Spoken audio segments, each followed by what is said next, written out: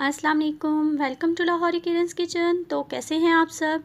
तो फ्रेंड्स, आज मैं बना रही हूँ बहुत ही मज़ेदार बीफ के रेशा कबाब। इसको बनाना बहुत ही आसान है। आमतौर पर आप कबाब बनाते हैं तो आपको बहुत ही मुश्किल पेश आती है, लेकिन मेरी इस रेसिपी को देखने के बाद यकीनन आपको बहुत ही ईजी लगेगा शामी कबाब बनाना, और वो भी बीफ के साथ।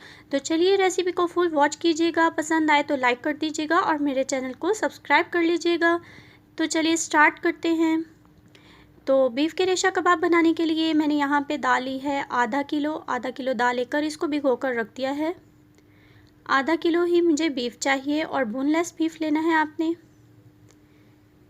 1 टीस्पून नमक या according to your taste, half teaspoon हल्दी, 1 टेबल स्पून पिसा हुआ सूखा धनिया, 1 टीस्पून पिसा हुआ गरम मसाला, हाफ़ टी स्पून पिसी काली मिर्च, 1 टेबलस्पून लाल मिर्च, 1 टीस्पून कुटी हुई लाल मिर्च, 1 टीस्पून ज़ीरा।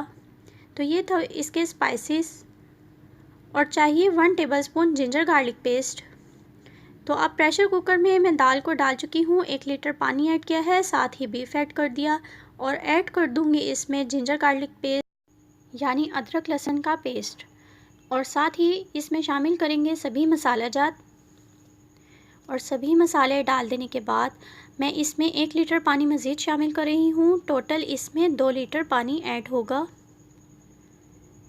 तो पानी डाल देने के बाद आप ये इसकी कंसिस्टेंसी चेक कर लीजिए कि सभी दाल और गोश्त जो है वो इसमें डूबा हुआ है। अब मैं इसको प्रेशर लगा दूँगी प्रेशर कुकर। तकरीबन 30 मिनट के बाद आप ये देख सकते हैं कि गोश्त और दाल दोनों गल चुके हैं। ये देखिए, एक बोटी लेकर चेक कर लीजिए, ये आसानी से टूट रही है। आपने बिल्कुल अच्छी तरह से गोश्त को गला लेना है। और अब जी इसमें पानी है तो हम इसका पानी ड्राई कर लेंगे। तो पानी आपने किस तरह से ड्राई करना है उसका तरीकाकार आप देख लीजिए। आपने मुसलसल इसमें इस तरह से चम्मच को हिलाते रहना है और इसको मैश करते रहना है। इसमें जो गोश्त है वो अच्छी तरह से मैश कर लीजिएगा।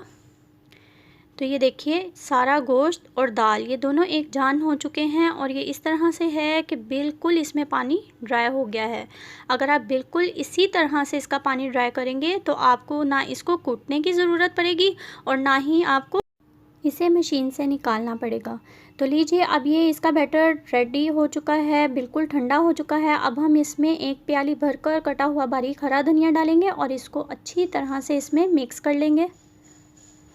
धनिया डालने से इसका टेस्ट बहुत ही अच्छा मज़े का आता है। अब ये धनिया इसमें मिक्स हो चुका है तो इस तरह से थोड़ा सा मिक्सचर इसका लीजिए और हाथों की मदद से इसकी गोल टिक्कियाँ बना लीजिए। तो लीजिए, शामी कबाब मैं बना चुकी हूँ। इसी तरह से राउंड शेप के आप सभी शामी कबाब बना लेंगे।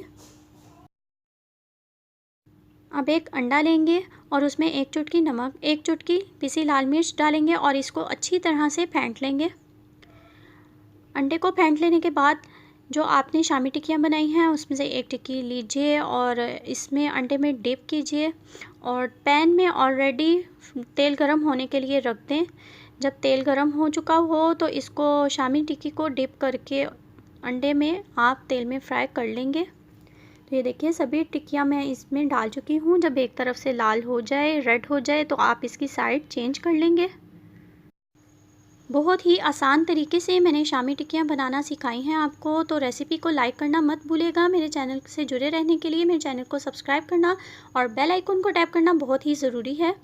तो ये देखिए, जब टिक्कियाँ फ्राई कर लें तो आप इन्हीं सब टिक्कियों को बिल्कुल किनारे पर ले जाएं ताकि जो एक्स्ट्रा ऑयल है वो सेंटर में चला जाए। तो अब मैं इसको डिश आउट कर लेती हूँ। ये देखिए, शामी टिक्कियाँ मज़ेदार सी शामी कबाब तैयार हैं। इसको मैं डिश आउट कर चुकी हूँ। तो रेसिपी को लाइक कर दीजिएगा। फिर मिलती रहूँगी इसी तरह की मज़ेदार रेसिपीज़ के साथ। तो आप ये इसको फ्रीज़ भी कर सकते हैं। आप जो बाकी के शामी कबाब हैं, अगर आप अभी नहीं तलना चाहते तो आप इसको फ्रीज़ कर दें और 1 महीने तक यूज़ कर सकते हैं। ये बहुत ही गरम गरम है। मैं आपको इसको तोड़ के दिखाती हूँ। ये देखिए, इसमें इसी तरह से बीफ के रेशे बनते हैं और ये बहुत ही मज़े के लगते हैं। Thanks for watching. अपना बहुत ही ख्याल रखिएगा, दुआओं में याद रखिएगा। अल्लाह हाफिज़, टेक केयर, बाय बाय।